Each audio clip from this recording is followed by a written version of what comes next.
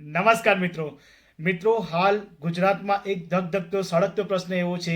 તમામ ક્લાસીસ વાળા દાવા કરી રહ્યા છે કે ભાઈ એસટીઆઈનું પેપર મારા પુસ્તકમાંથી આવ્યું છે, અમારી એકેડેમીમાંથી આવ્યું છે. મિત્રો, એસટીઆઈનું પેપર મેં પોતે પણ આપેલ છે. પાસ્ટમાં જીપીએસસીની ખૂબ સારી એક્ઝામો પાસ કરી છે. પ્રિલિમ્સ એક્ઝામો મેં ઘણી વખત પાસ કરી છે અને મને નોલેજ છે. હું જાણું છું કે પેપર ક્યાંથી આવ્યો છે. તો મિત્રો, આજે આપણે ખૂબ પ્રેક્ટિકલ બેઝ પર વાત કરવાના છે કે એકચ્યુઅલમાં પેપર ક્યાંથી આવ્યું છે.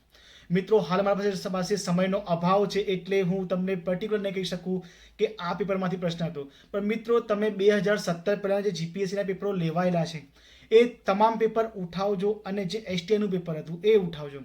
મિત્રો, ક્યાંક ને ક્યાંક તમને જે પ્રશ્નો ત્યાં પૂછાયેલા છે એ પ્રશ્નો તમને અહીં જોવા મળશે. બની શકે છે તમારા જે વિધાનો છે વિધાનો ચેન્જ થયા છે, પણ તમે જ્યારે તે પેપર ઉઠાવશો તેમાં 4 જે વિધાનો આપેલા છે કે ભાઈ કયા સાચા છે, તો એક સ્ટેટમેન્ટ, 2 સ્ટેટમેન્ટ, 3 સ્ટેટમેન્ટ. તો મિત્રો, હસમુખ પટેલ સરે શું કર્યું છે કે જે પેપર જે પૂછાયું છે તે એમાંથી આખો મતલબ પ્રશ્ન તો એ જ લીધો છે, પણ તેના વિધાનો કે એક સાચું કે બે સાચું એ મુજબ ખાલી ચેન્જ કરેલ છે.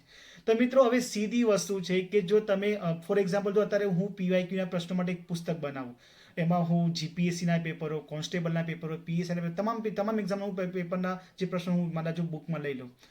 હવે સહજ સીધી વસ્તુ છે કે જ્યારે કોઈ પ્રશ્ન પૂછાય, બરાબર છે, જ્યારે કોઈ પ્રશ્ન પૂછાય કોઈ પેપરમાં અને જો એ પેપરના એ લોકોએ જો સોર્સ રાખ્યા કોઈ ઓલ્ડ જે ક્વેશ્ચન પેપર છે, તો મિત્રો એ બધું સિમ્પલ લોજિક છે કે જ્યારે પેપર આવશે કે જે ઓલરેડી પહેલાં પૂછાઈ ગયા એ પેપરમાંથી, તો સહજ જો અને તમે લોકોએ જે પુસ્તક બનાવી છે તમે પણ એ પેપરના બેઝ પર તમે પુસ્તક બનાવી છે.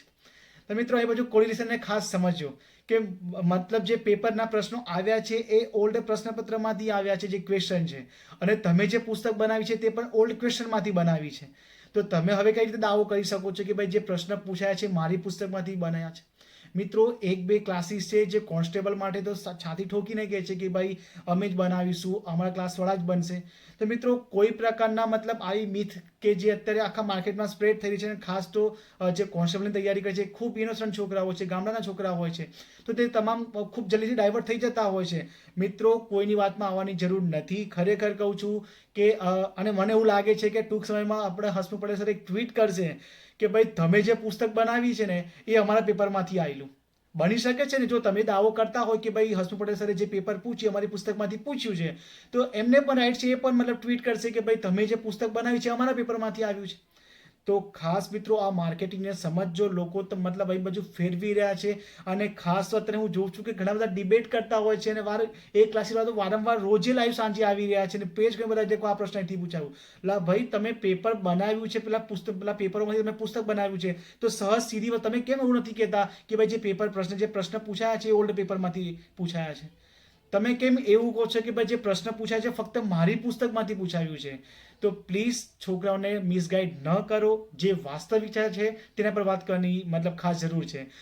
તો ખાસ હું 2 હાથ જોડીને વિનંતી કરું છું તમામ વિદ્યાર્થી મિત્રોને કે કોઈ પ્રકારના જાહેરાત કે કોઈ પ્રકારની આવી રીતે જે યુટ્યુબ પર વારંવાર લાઈવ આવીને જે તમને દિશા જે તમારી બદલી કાઢે છે, તો એ તમામમાં પડવાની જરૂર નથી. તમે જે સોર્સ તમારા પાસે છે અત્યારે તેને સનાતન માનીને તેના પર તૈયારી કરો. ખરેખર મિત્રો, જો તમે કોઈ બેઝ લઈને જ્યારે તૈયારી કરશો, તો મિત્રો ખરેખર જો તમે તેનું રિવિઝન કર્યું હશે, સારી રીતે પેપર પ્રેક્ટિસ કરી હશે, તો તમે કોઈ પણ એક્ઝામ ઇઝીલી પાસ કરી જશો. બાકી આવી રીતે કે ભાઈ કોઈ કહે છે કે મારી પુસ્તક લઈ લો, કોઈ કે મારી પુસ્તક લઈ લો, તો એ તમામ ફક્ત ને ફક્ત પોતાનું સેલિંગ કરી રહ્યા છે. હું તેમને ખરાબ નથી કહેતો, સારું જ છે, પણ એ લોકો જે મુજબ કહી રહ્યા છે કે ભાઈ મારા પુસ્તકમાંથી જ આવ્યું છે, તે વસ્તુ ખોટું છે.